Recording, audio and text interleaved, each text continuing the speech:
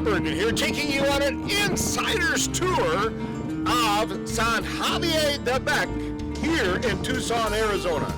San Xavier del Bac is a historical Spanish Catholic mission located about 10 miles or 16 kilometers south of downtown Tucson. The mission was founded in 1692 by Father Eusebio Kino along the banks of the Santa Cruz River. The construction of this building began in 1783. The original church was built to the north of the present Franciscan church. The first church served the mission until it was destroyed by an Apache raid in 1770. The building that survives today was built in 14 years between 1783 and 1797. It is the oldest European structure in Arizona. The area where the mission stands is known as Wak in the Otham language, which means place of water.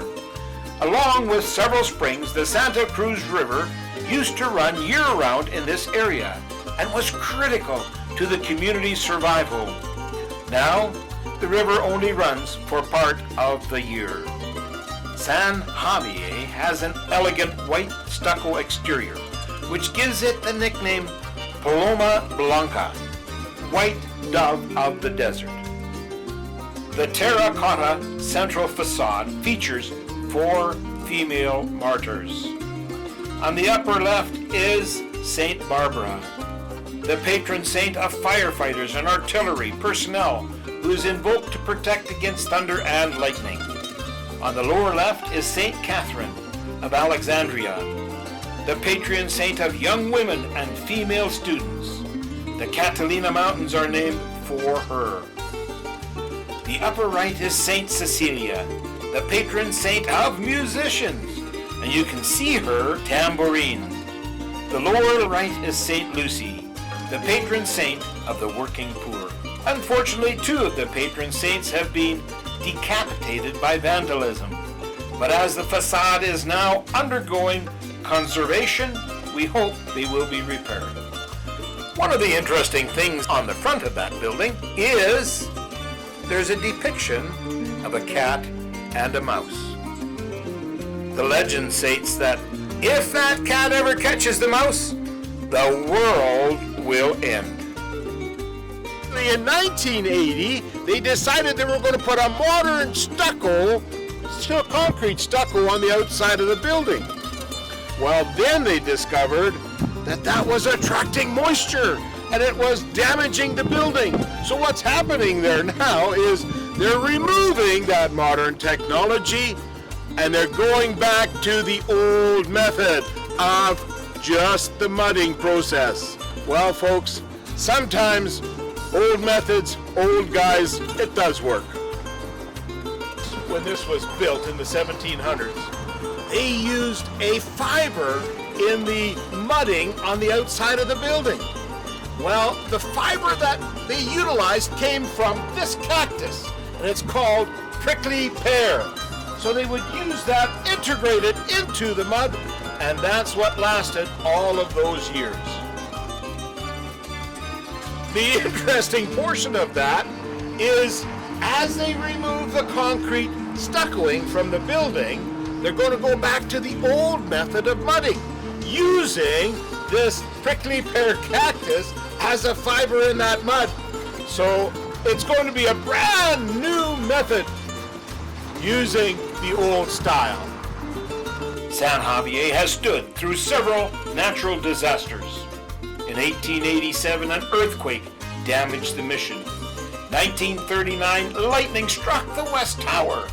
And in 1964, an F2 tornado touched down close to the mission, killing 2 people. It was the first tornado in Arizona to cause fatalities.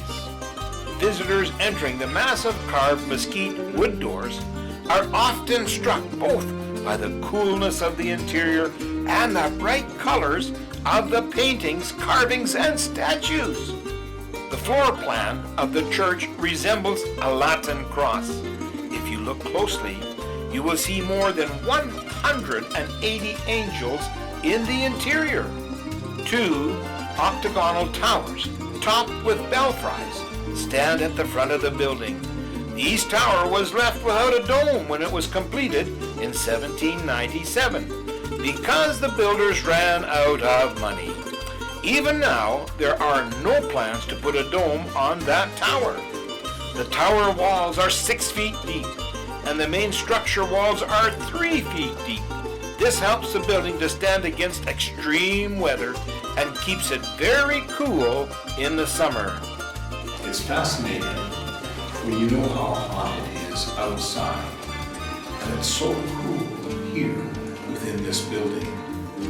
It's incredible when you look at the thickness of the walls and the windows and the shutters that are required. And of course, the cleverness of building steps so they can get up to the windows to close the shutters. What an incredible design. Its thick walls, arches, and vaults are made from low-fire clay brick stone and lime mortar with vaulted masonry roofing.